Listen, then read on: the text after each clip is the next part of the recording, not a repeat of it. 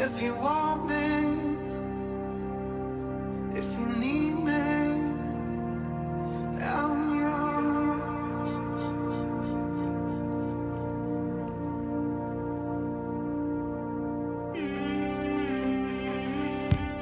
Okay, testing. Testing here. Are you happy with that?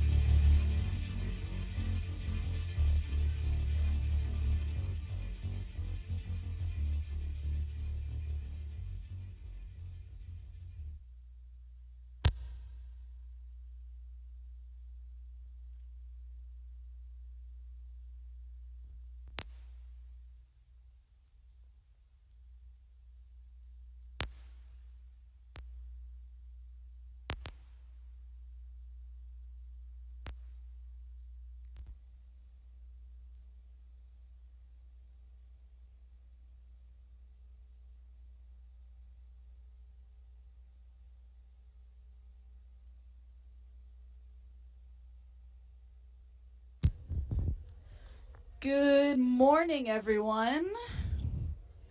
Oh, I don't get a good morning back? Thank you. All right, thank you all for coming this morning. In just a few minutes, we'll do the arena unveiling promptly at 9. After that, we're going to do a game animation and some SOAR announcements. From 10 to 12, teams will break out and you'll go to some rooms on St. Mary's with a whiteboard available where you guys can talk about the game and strategize. From 12 to 1, it's gonna be lunch and then a team builder activity and challenge, and it's gonna be out in the pagoda outside. You'll see it when you guys go to your rooms. So I'd like to introduce Mr. Dodderman and Miss Kuntz. Would you come up, please?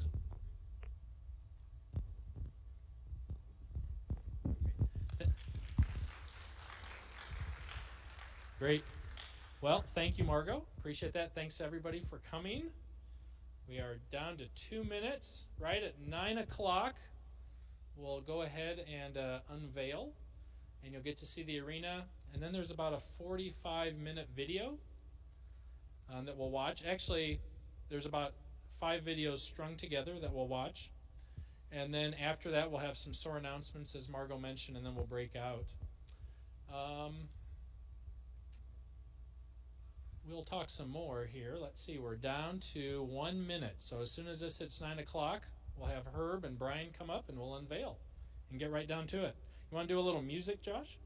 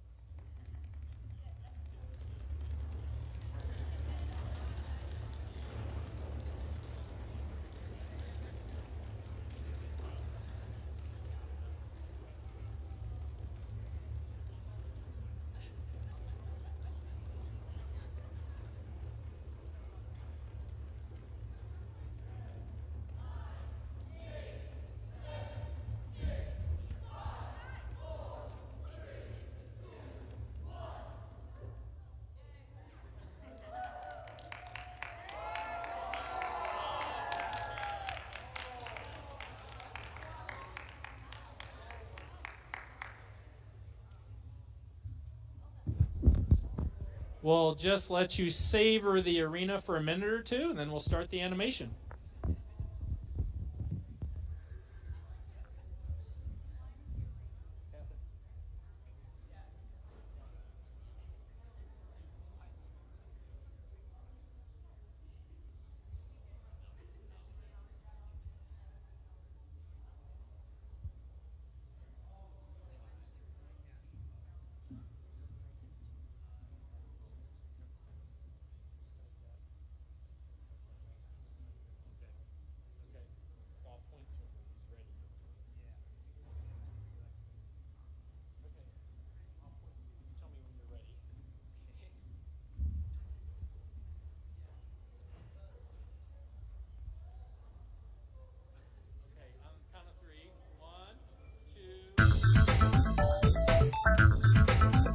Welcome to the 2016-2017 First Tech Challenge season presented by Qualcomm. We can't wait to reveal this year's exciting new game, but before we do, we'd like to share a few messages from our incredible sponsors who make this all possible. We're also thrilled to announce that Qualcomm has increased their commitment to FIRST and has come on board this season as our presenting sponsor. Now let's take a moment to hear from all of this season's generous supporters. I'm Jenny Miller, and I'm the Senior Director of Avionics Programs at Rockwell Collins. Gracious professionalism is foundational in our goal to help get your family and friends home safely. Working with a team of engineers, we think big, take action, and help each other be successful. Making sure our team members feel valued and respected results in a quality of work that makes a difference in people's lives every day.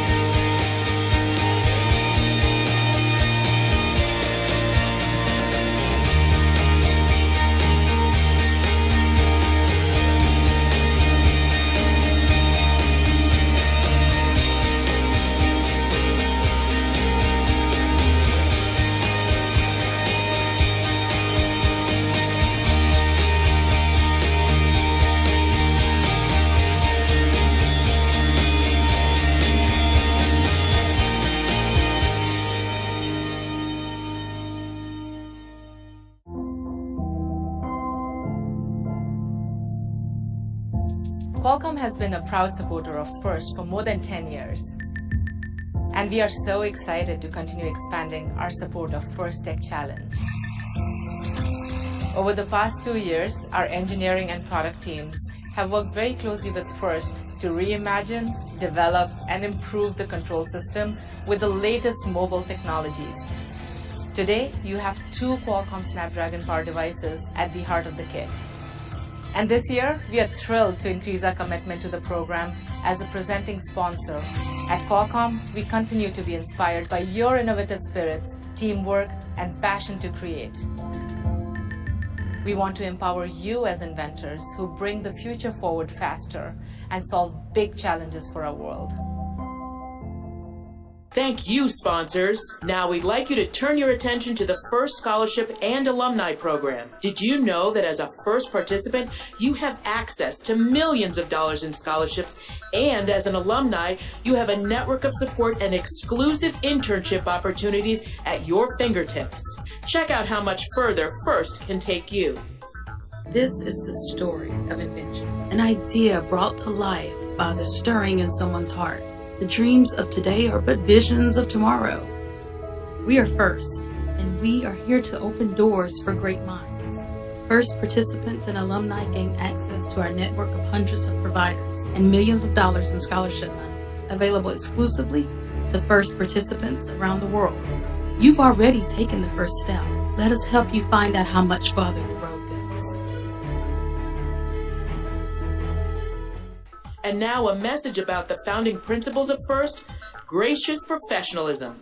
Members of our esteemed Game Design Committee want to tell you what gracious professionalism means to them. Being a member of a FIRST Tech Challenge team, you are faced with many choices. How do we build a robot to climb the mountain? Which wheels have the best traction? How many motors do we use? But some of the toughest decisions you will face are when you are dealing with other teams, your fellow team members, or even FIRST volunteers. When you're in those situations, gracious professionalism encourages you to make the right choices and do the right things, even if it's not easy nor beneficial to you or your team. So to me, GP means doing the right thing regardless of whether you win or lose. Gracious professionals elevate the well-being of everybody. One word, family. How we compete for attention, how we fight and claw to become our own, how we overcome obstacles, how we help each other succeed, and how we celebrate together. With all our sisters and brothers, veteran and rookie teams, volunteers and parents, how we work together to achieve a greater goal. We are one family. That's what gracious professionalism means to me.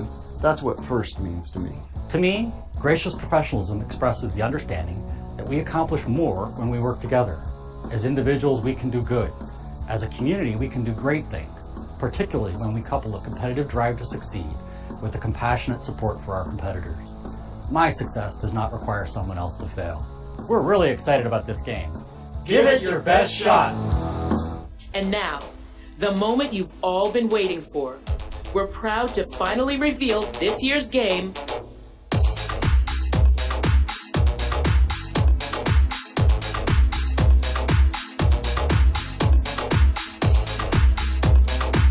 Velocity Vortex.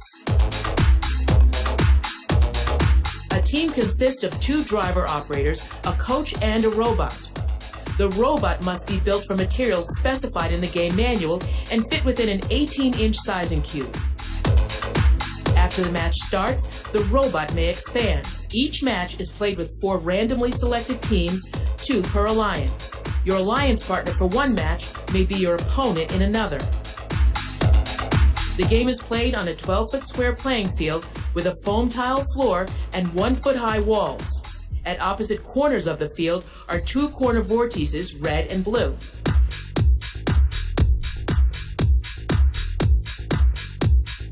Between them is the center vortex, which can freely rotate. 4 beacons are mounted on top of the field walls. Below each beacon is a unique vision pattern for navigation. A white tape stripe leads up to each beacon. The field is divided by red and blue tape stripes.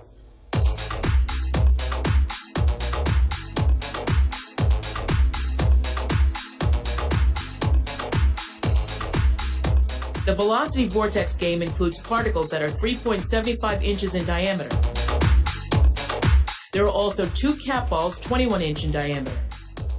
The cap balls are placed in the center vortex assembly. Teams place their robots on the field, touching the wall in front of their alliance stations. They may preload 1 or 2 particles, up to 3 per alliance.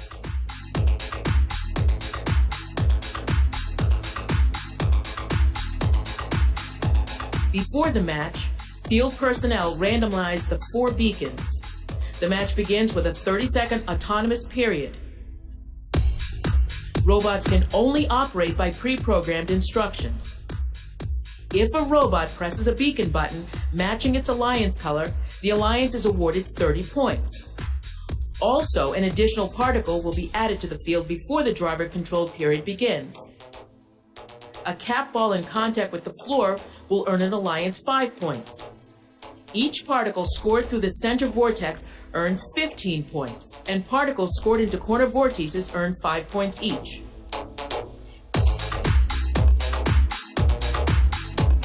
At the end of the autonomous period, if a robot is parked partially on the center vortex base or corner vortex ramp, that alliance is awarded 5 points each.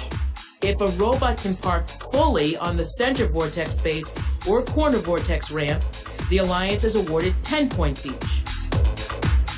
After the autonomous period ends, the field personnel introduce additional earned particles into the field. Then the 2-minute driver-controlled period begins. Now each particle scored through the center vortex earns 5 points.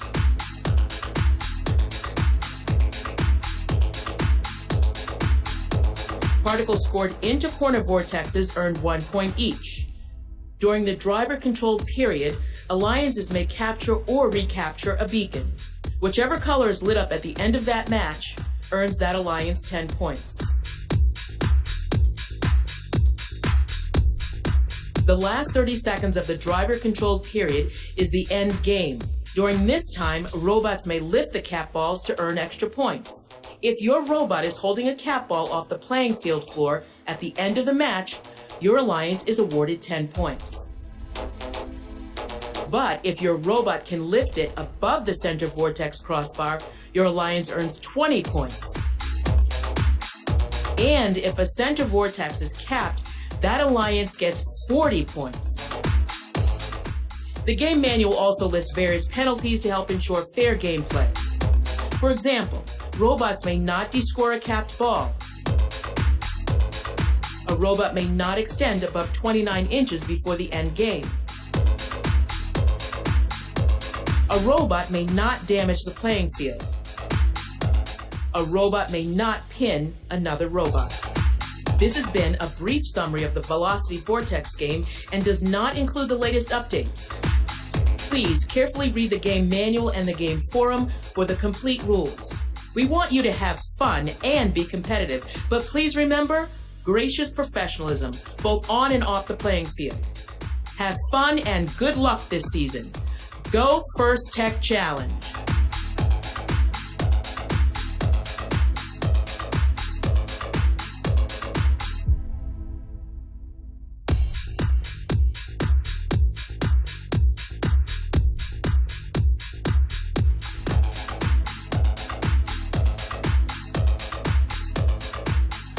We just saw the game animation video for the 2016-2017 season, which is going to be awesome here in Oregon. I hope you're all excited. I am Erin Curl. I am your FTC head championship referee for the state of Oregon. I've served in this role this will be my 6th season, so I've done 5 years. I've volunteered with ORTOP in general for 8 years for both FTC and First LEGO League. I just want to give a shout out to all my FTC referees. We have several that return year after year. It's a team effort, and if you see a ref, thank a ref. When I'm not volunteering for ORTOP in my spare time, I am a technical program manager at Intel, and I just passed my 10-year work anniversary. So, enough about me. Let's talk a little bit about this year's challenge. So, quick disclaimer, the video you saw is just an introductory summary of the game. Where do you find out more info about the game? You read the manual and the forum. They're both very key in making sure you understand this season. As always, the precedence of rules for FTC, it's posted in the forum, followed by any information in the game manual part 2, followed by any videos. So if something was a little off on that video, make sure that you read the forum and watch the game and read the game manual. So, forum, what is that? Those of you new to the program or coming from First LEGO League may not know what the forum is. In FTC, we have a place where teams can post questions, and folks from New Hampshire in the Game Design Committee will actually summarize and provide clarification for certain rules within the game. So, throughout the season, the head referees and the teams should all be up to date on what's posted in the forum, especially in the game rules and gameplay section. Things can change week to week, and we always try and go off the latest postings in the forum to make rulings when it comes to questionable calls on the field. So you can post there too. So if you're asking me questions, I also want to see them posted in the forum so we get official ruling from the Game Design Committee. And again, the head referee will use both the forum and the game manual to rule anything at any event. So if you're not familiar with that material and the head referee is telling you for the first time, that's not a good situation. You don't want anything to be news to you as the referee explains why they ruled something. So moving on from there, what else can you do to prepare for an event? Every single time you are about to go to an event, you should be sure to step through the inspection checklist on your current rev of the robot. We know that robots are evolving throughout the season, so it's worthwhile prior to each event to step through the inspection checklist to give you the best opportunity to pass inspection the morning of the event. Okay, what else can I talk about? As you've seen in the game manual part 1, that's been posted for a while, they added cards this year. So we're going to have both yellow cards and red cards that referees are allowed to evaluate on teams. A card is issued as a result of a continued occurrence of a rule violation, and it's at discretion of the referees. Mostly the cards are going to be used to manage team and robot behavior to make sure that you are aligned with the mission of FIRST. In general, we have a yellow card and a red card, so very similar to soccer. A yellow card is a warning, and it's additive. So that means if you get evaluated a second red card or yellow card, it'll turn automatically into a red card. So 2 yellow cards equals 1 red card. A red card can be issued without a previous yellow card, and it means that there's match disqualification. So not event disqualification, but a match disqualification. It will occur if there's egregious robot or team behavior. It'll occur if there's 3 or more incidents of repeated rule violation at that event. And anytime you have multiple red cards or you obtain them throughout the day at an event, it may result in a tournament disqualification. So you just got to keep track of that. So how do you keep track? If you are issued a yellow or a red card, you will be notified at the end of the match. The referee will actually hold up a yellow and red card in front of your alliance station. And we also will record it in the scoring software. So at any point, anyone can look up whether or not they have one. Now, a team that receives a yellow card at an earlier match in the day actually carries that yellow card into the subsequent matches. So that, again, because yellow cards are additive, they could result in a red card. But if you've also received a red card at any earlier match, you will go into the subsequent matches as if you already have a yellow card. So it's actually more risky to take actions that would get you another yellow card that could result in a red card. The cool news is that yellow cards and red cards do not carry over from qualification rounds to elimination matches. So you'll start with a clean slate and hopefully have learned your lesson throughout the day. And yellow and red cards that are issued during elimination matches will count for the entire alliance, not just the team that incurred the penalty. And if the alliance that does get a red card during a match during the elimination rounds will actually lose that match. So they'll get a total of a 0 score on the scoreboard. If both alliances happen to receive red cards, that would be crazy. Please don't do that. During an elimination round, the alliance that first incurred the penalty that got them the red card will lose that match and get the 0 score.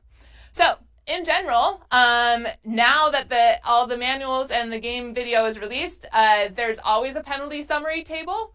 The penalty summary table in the game manual is always useful for summary for you to refer to and go back and read the rules as necessary, and that'll help you know if something is going to be a warning, a disable, certain type of penalty, or these new yellow-red cards. So, what else? The day of the event, we just wanted to make sure that everyone is feeling they are being evaluated fairly. So if you have a question, ask a referee. They are there. They do know the rules. If it needs to, it can go to a head referee and go from there. So if at any point you have left the field and you want to challenge something because you see it in the scoring software and something looks a little off, you should go directly to the head ref at that point at your event. Do not go back to a field ref. Do not go back to the scorekeeper. Go to the head ref and they will go find out what happened. Sometimes things get recorded in the software wrong and we can definitely fix it. And if something needs to be talked about why you got that penalty or why the score wasn't evaluated the way you expected, we'll make sure that you understand that and that each of the referees agree with what happened. So with that, there's nothing much I can say because the season was just released, but I hope everyone reads the game manual part 2, post their questions on the forum, and we'll see you at the league meets or the qualifying tournaments.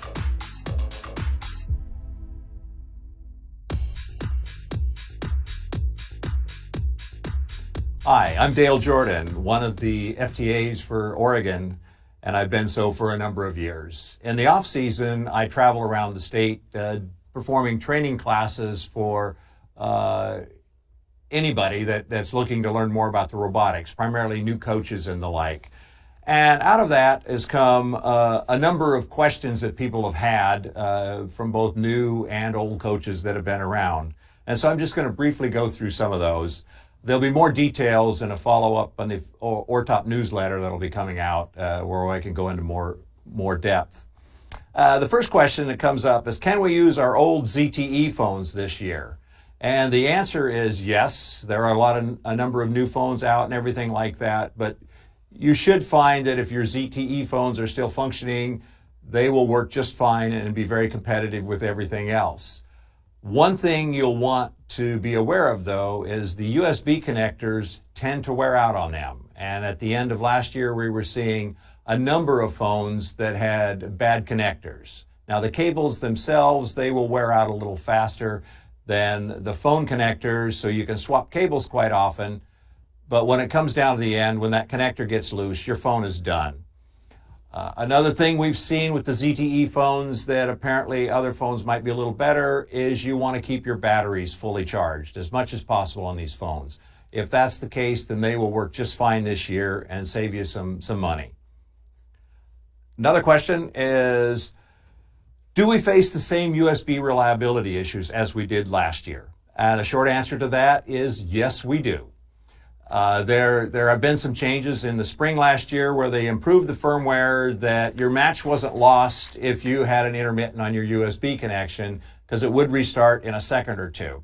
So that is still going to be the case this year, but it's still very important to keep those connections tight, secured, just like we did last year. And again, we'll follow up probably with some pictures and the like to help emphasize that fact later on. In a similar vein, is electrostatic discharge going to be an issue? And the answer is, for Oregon, it's kind of a moderate issue. Our humidity levels are high enough that most tournaments, we don't see that as a problem. And that's related more to the types of wheels and stuff you have on your robot than anything else. Since it is related to the types of the wheels, we did find last year that one wheel in particular caused us all sorts of grief at almost any level of humidity. One tournament in particular, we were around 50%. It was pouring down rain outside, and a team could routinely generate enough charge buildup on a robot to lock them up. And those wheels were the Andy Mark Stealth wheels. They have very good traction. Teams really like that. But as teams last year discovered this and they went back to the old Tetrix wheels, their performance got a whole lot better. Another thing with the teams that have been around before, they go, should we update our modern robotics modules to the latest firmware? That means sending them back, pay in the money, and Modern Robotics will update them, and then in the future you can should be able to upgrade them from the field if they make any additional changes. I think that's pretty much a team decision whether you want to do that or not, because it does cost a fair amount of money depending on the modules and the backups you have. But we've noticed that there's one big benefit that's not advertised in that, and that's the 35-second power cycle time that we went through before. That's not necessary. Just a few seconds of power off time, and they do come back up. And we found for our events and our outreach activities that that makes a huge difference. If things are go wrong, we can cycle power, and we don't have to always remember to wait 35 seconds. So you might consider that and how that might impact your practices. And one thing that's recently come up now that FIRST has announced that they were using the beacons, and they're very much like last year's beacons. Can we reprogram last year's beacons for use in practice this year? And the answer is yes. ORTOP has ordered a number of programmers for the old beacons, and we're going to be sending them out to one per every league. That gets us pretty good coverage across the state. So you should contact somebody in your area to make an arrangement to get your old beacons programmed. We know that there are a few other areas that are really remote from any league activity. And for those, if you'll just send back the beacon circuit board to ORTOP, we will reprogram it and then mail it back to you. That's all for now.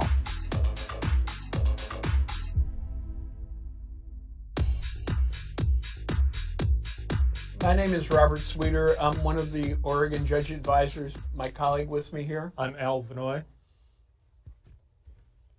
We're here today to present for you a primer on FTC judging.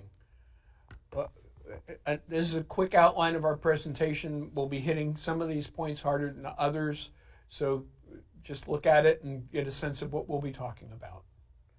So why do you participate in FIRST? Well, FIRST is an engineering program, but you'll need to be aware it's also a literacy program.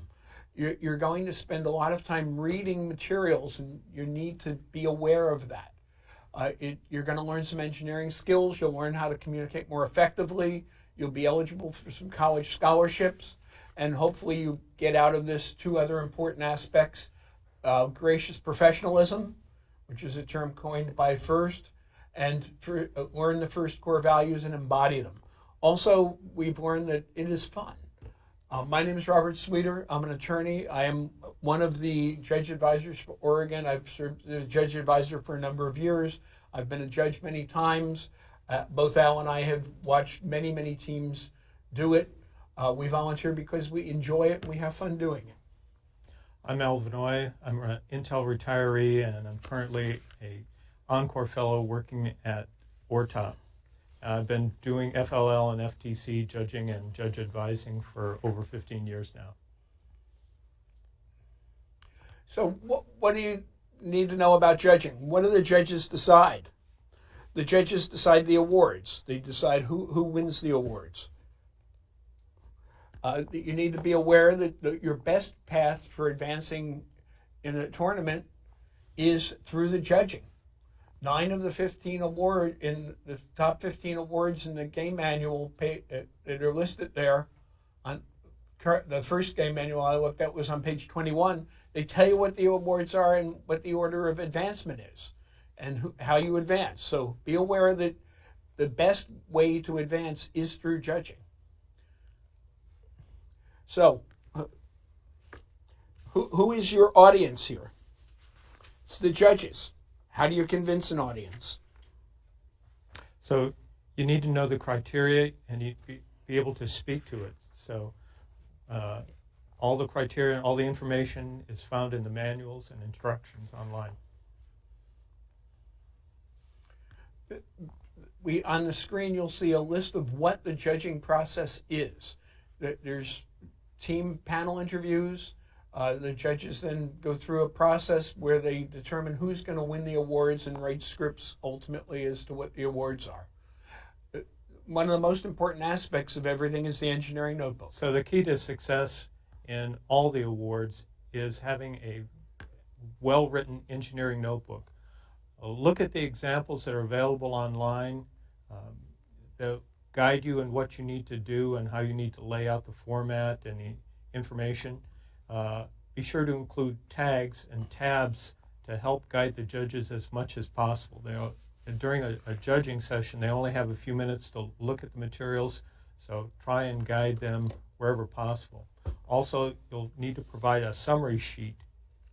The specifics on the summary sheet are laid out in the instructions. You need to be thinking about what helps the judges, and be sure to read the manuals. This is a literacy program. Read Game Manual 1 and 2 more than once. Read the Engineering Notebook Guidelines. Read the Judge's Manual. Read the Referee's Manual. Read the Inspector's Manual. You're going to be responsible for knowing those things. A very good resource on the Engineering Notebook is a video that's been produced by Hotwired from Oregon, and you can find them just by typing Hotwired YouTube videos, or the URL is on the screen.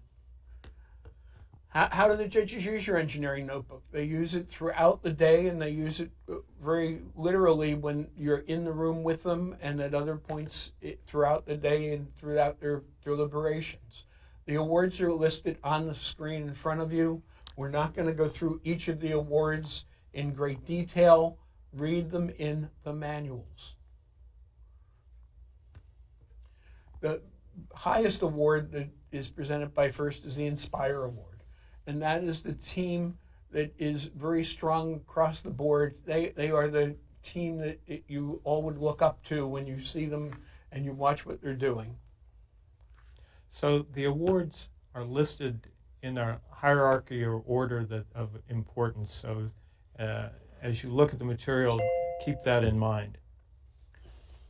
So after the Inspire Award is the Think Award, and this again is centered around the engineering notebook.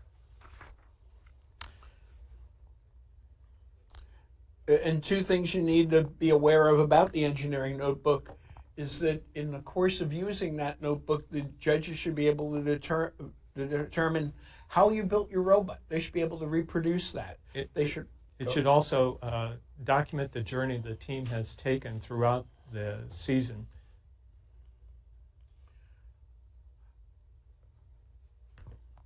Al, do you want to speak on the Connect Award? So the Connect Award is about your outreach, both to your community and to the technical community as well. So you want to document all those opportunities you've had, all the events that you've attended, and make sure that any of that material is included in the engineering notebook as well. The Innovate Award is about an innovative robot or a part of a robot. So what makes your robot unique from other robots? Be sure to stress that, especially when you're in front of the judges.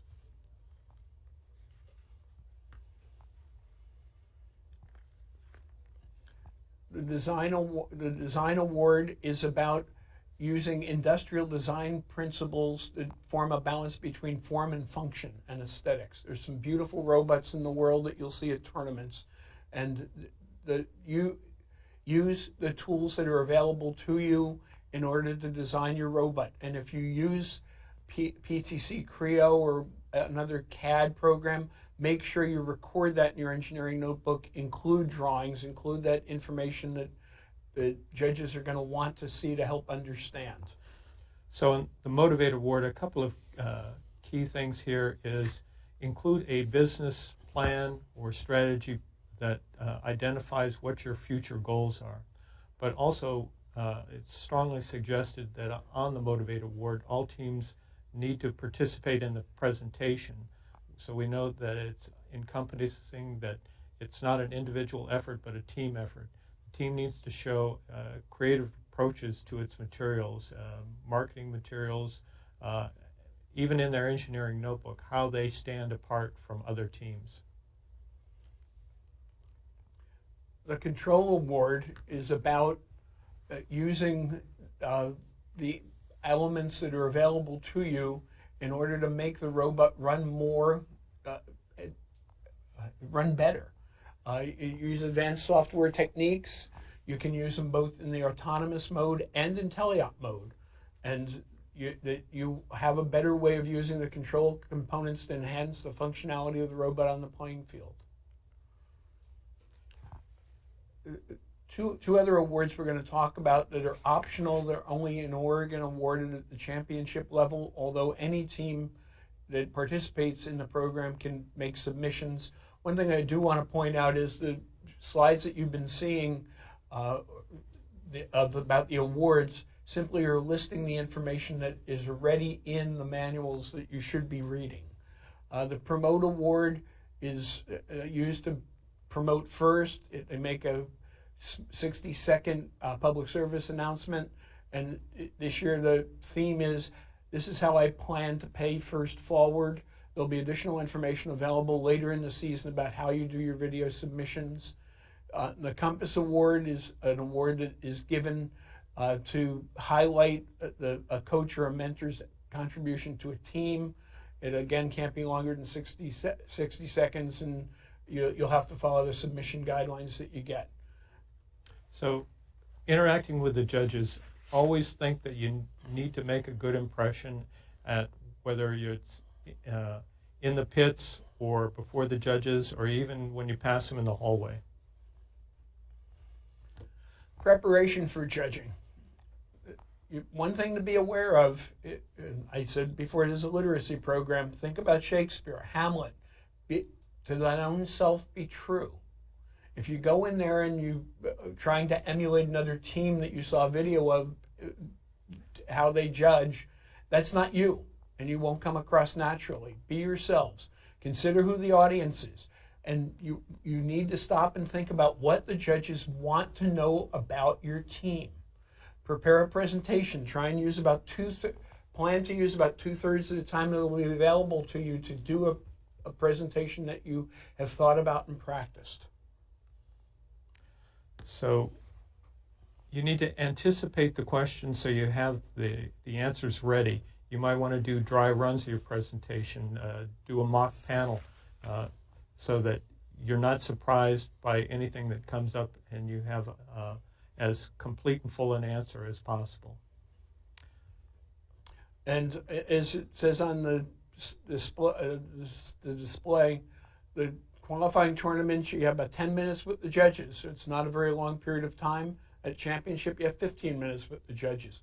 Use that time wisely. Be ready to encounter the judges at any point again. You'll never know when you're going to get a question. Some concluding thoughts. I want you to think about the core values. Everybody should be aware of them. You should try to live them. You should understand why they're there. And we'd like to thank you for the opportunity to spend some time with you today. You folks inspire me. Go out there and help make FIRST loud if you can. And a very important thing for you students is to thank your coaches, your mentors, your parents for what they've provided for you. And we want to see you succeed in life and make the world a better place. If you have questions, if we happen to be in an event where you are, you can come up and ask us. Any of the judge advisors will be happy to answer your questions. You can email me at the address on the screen, or you can email Al at the address on the screen, and we'll try and get back to you promptly. In the subject, state FTC judging question so that we pay the amount of attention that we should to the questions. Thank you very much. Thank you.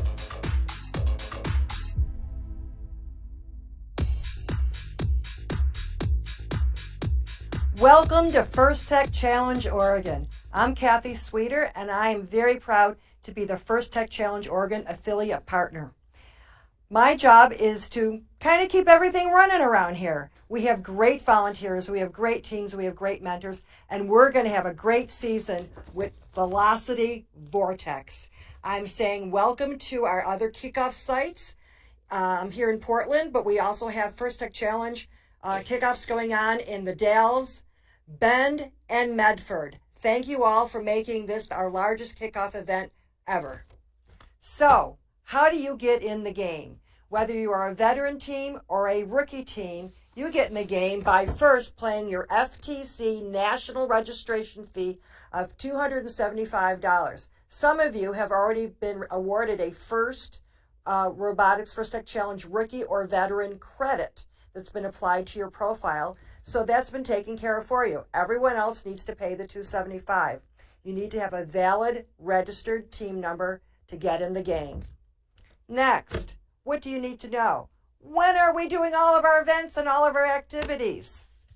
We have a season schedule posted at ortop.org/FTC. If you look in the center column, that's your key to the most pertinent links and information that you need to know about this season. You'll find out when all the tournaments are happening, when all the league meets are happening, and we'll be updating that information continuously. So how about the first part of it? Signing up. Sign up for Oregon League play tournaments or qualifying tournaments that begin, September 15th. I promise on September 15th, I will have the link up so that you can fill out that form with all of your information. This will close. If you want to participate in a league, you must have everything in and your form in by October 15th. If you want to participate in just qualifying tournaments and not participate in a league, you have until November 1. But as of November 1, all teams must be registered with not only the national organization, but with ORTOP so that we can plan and go ahead and see how many tournaments that we need to have. Once November 2 happens, I'm sorry, you can play at home, but you won't be playing with us. Next, you've heard our other speakers today, and I really want to thank Aaron Curls, our championship referee, Al Vanoy and Robert Sweeter as our judge advisors, and Dale Jordan as our First Tech Challenge field technical advisor for all their sage advice they've given you today. And you've heard it, and I'm going to say it again. First Tech Challenge is a literacy program. It's also about science, technology, engineering, and math, plus more, but there's a lot of reading to do. Let's see here. And I want you to keep up with communications. Share the reading in your team. You should start every team meeting with the communications meeting and find out what someone learned by reading it on the forum. What did someone find out by reading Game Manual 2? How can you connect those? You can also look at the volunteer manuals. Every volunteer manual that we have is going to be available to teams. If you read those, you'll have a better idea what the volunteers are being trained to do, and it'll help you prepare as well.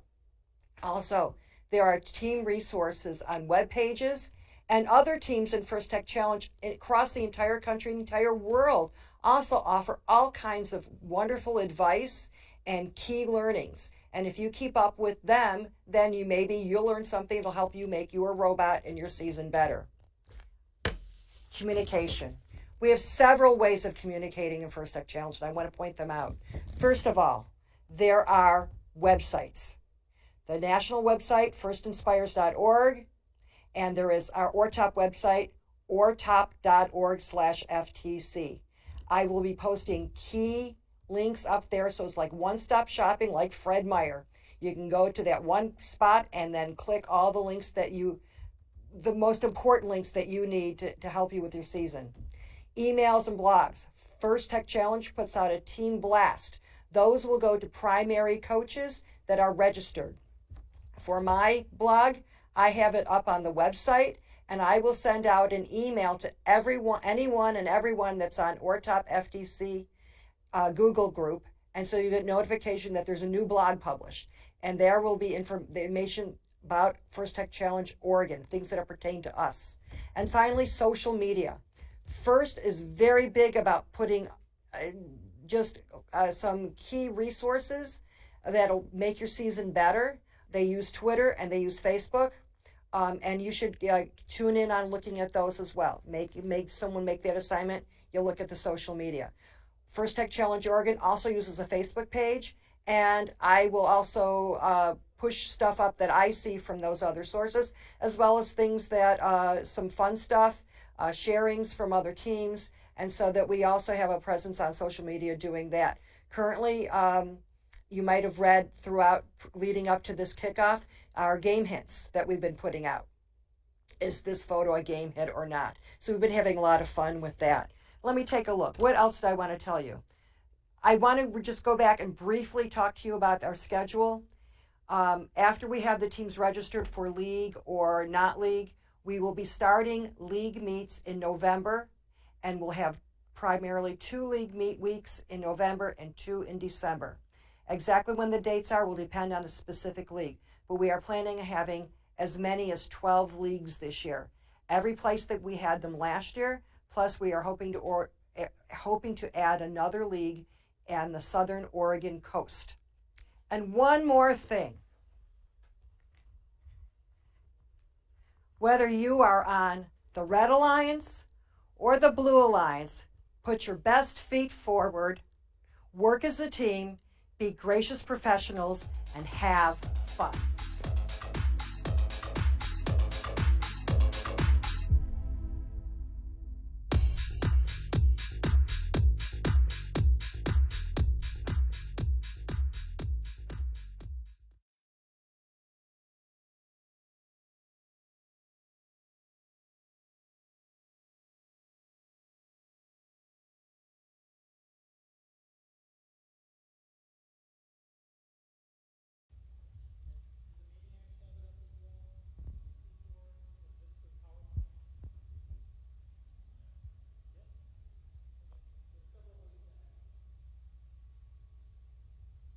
We have videos of all the presentations we had at the SOAR workshop done by C4. And some special thanks to Hotwired, Mechanical Maniac, C4, and I guess we're thanking ourselves for all your efforts. Thank you.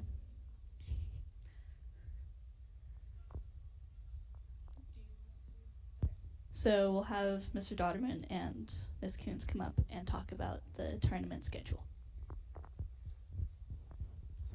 Thank you. So in SOAR last year, we did 2 league meets in November. I'll try not to trip over the cord. 2 league meets in November and 1 meet in December. We did the December meet was a combined league meet where we basically did 10 rounds. We opted to do that since most of our teams do drive a distance, and it was easier in December to reduce the amount of driving. So one question we have out to all the coaches and teams is if you want to do that again this year, where we would have a meet the first week in November, a meet November 19th, and then a combined meet on December 10th, or if we do 2 meets in December, which would be 2 Saturdays in December.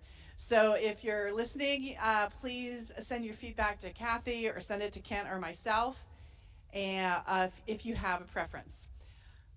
The 1 meet would be really long, but it is very efficient.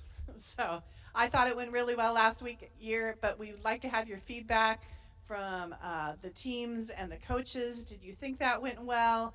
Did you find it useful?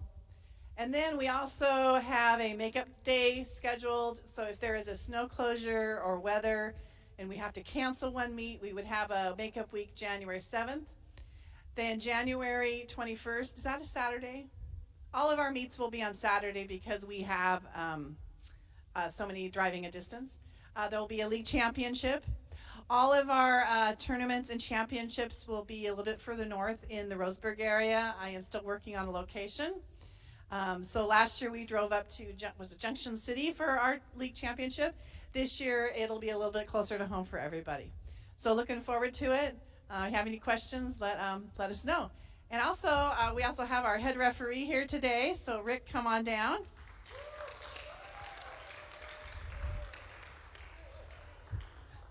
I didn't mean literally. I'm a klutz. My name is Read Game Manual 2. Go to the game forum, Rick Gerke.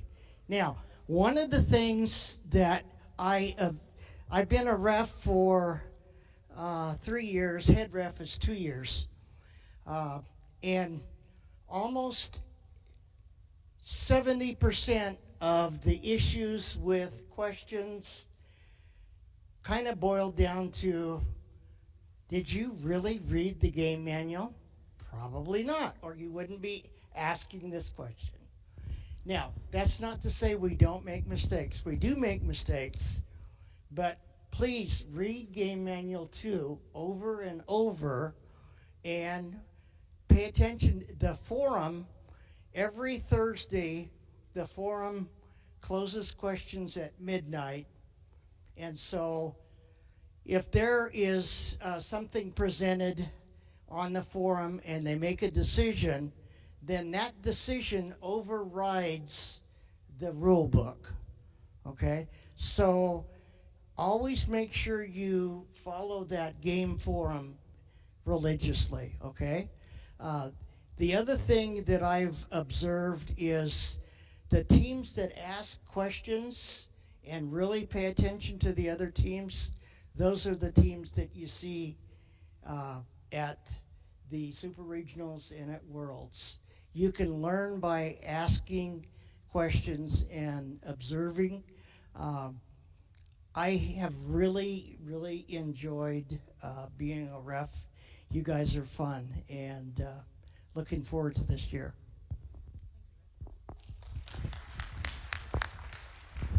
Great. So we are at 11 minutes to your breakout session. Just wanted to go over a few things. We actually have, I believe, 100 people watching on live stream. Is that right, Josh? Is that right, roughly? Yeah, which is pretty exciting. So I know we have some rookie teams out there. So a few things I want to go over. Also, I just wanted to point out, I thought it was really cool in the video here. We saw the Klamath Coyotes. We saw C4. Hot Wired was on there. And that was on, this is the video that's going out to everybody. So I thought that was pretty cool on the video there. So we have new team members. Even though we have all veteran teams here, we have the Cybernetic Elks. We have Klamath Coyotes. We have Mechanical Maniacs.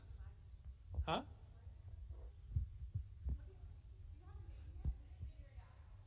Okay. Where are you coming from? Where are you coming from?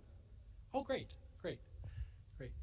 And we have C4 and ZAR and TNT. So we actually, I think, have 7 teams here, which is great. So before we break out and all of that, I just want to, for new teams that are out there listening on the live stream or that are here, I'm just going to reinforce what Margot said.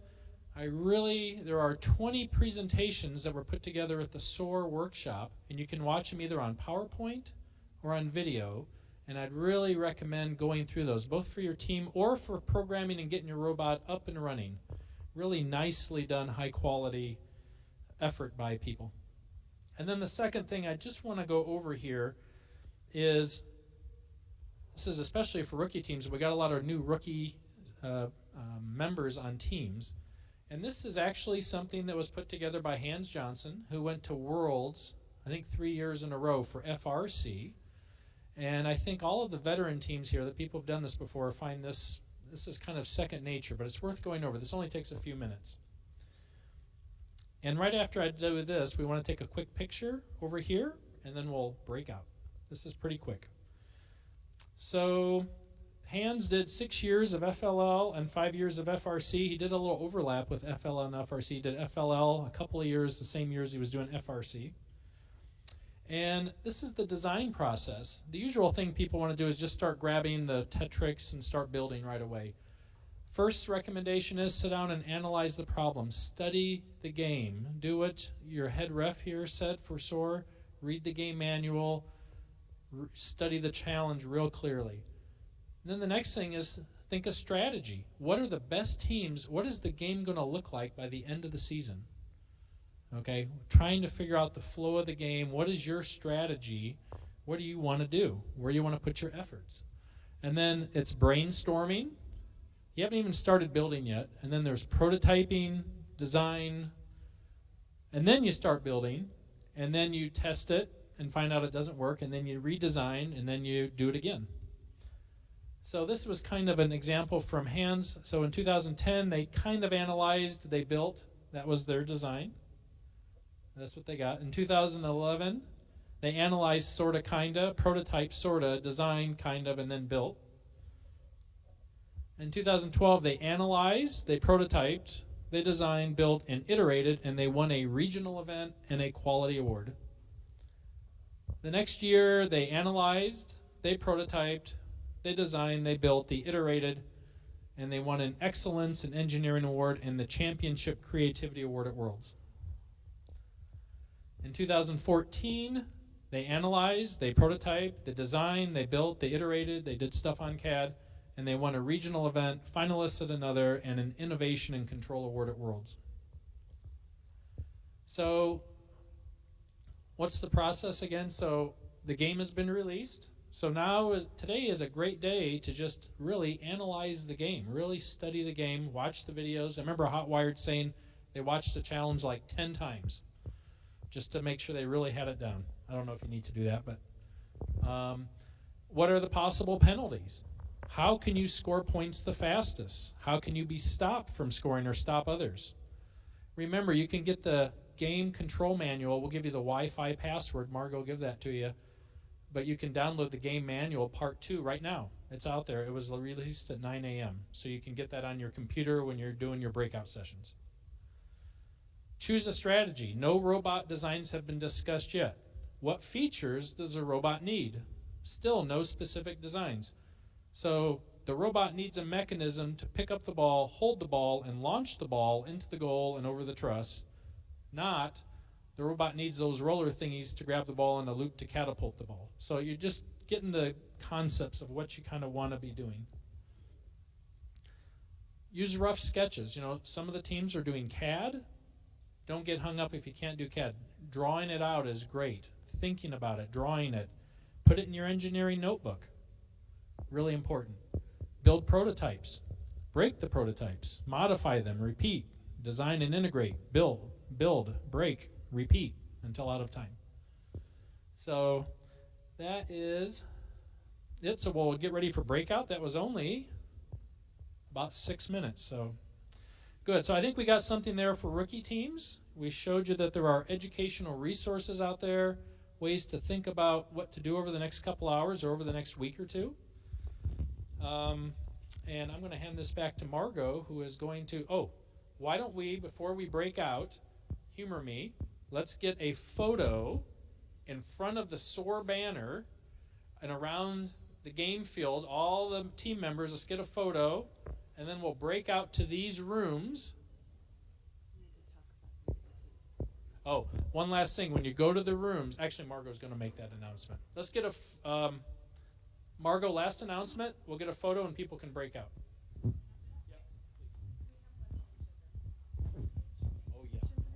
Oh, awesome. Okay, so a couple quick things. We have a one-sheet game summary with points on them for teams to have. Secondly, once we get our picture, the Wi-Fi is right up there. The Wi-Fi name is going to be SMS Wireless, I believe. The username's parent, password is Crusaders. Oh, it's SMS Guest, sorry. And then TNT members will help escort teams to their designated rooms. TNT is going to stay in the gym. And when you go to the rooms, especially if you're in any of the middle school rooms, like room 12 and 13, you need to stay quiet because we have ACT examinations today. So let's get our pictures.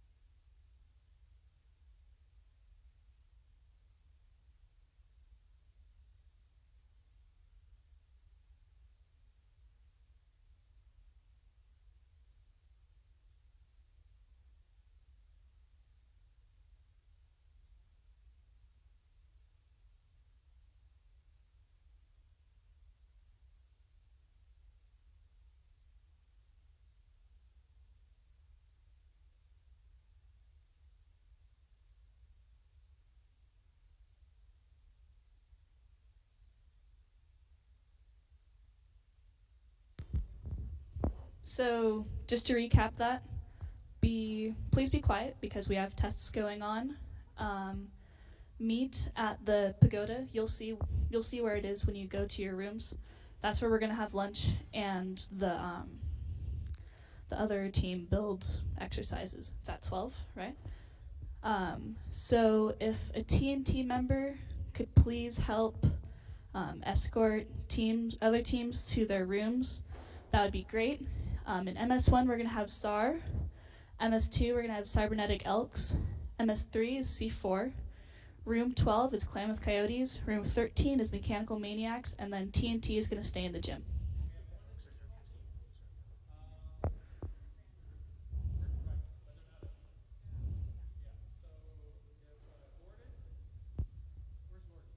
Gordon.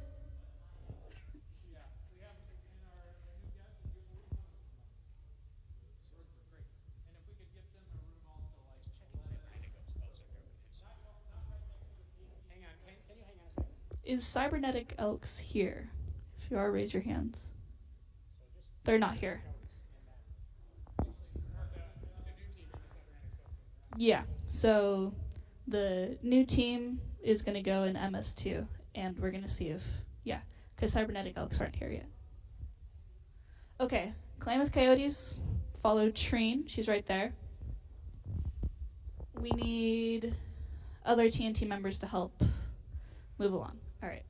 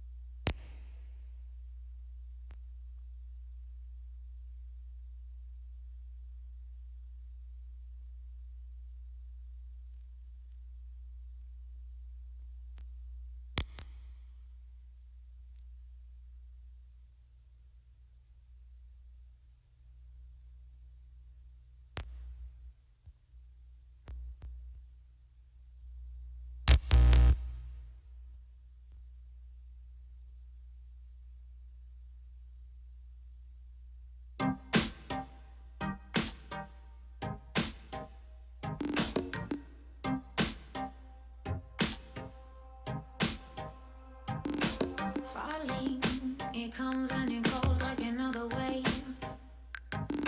Someday I'll look up at you like a price to pay. Maybe I'll forget all that you have thrown away.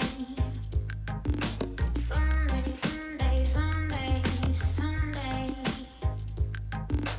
Oh, why, when you fade, I fade away with you. Oh, why should I be gone away with you?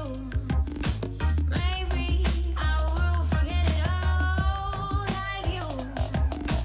Someday, someday, someday.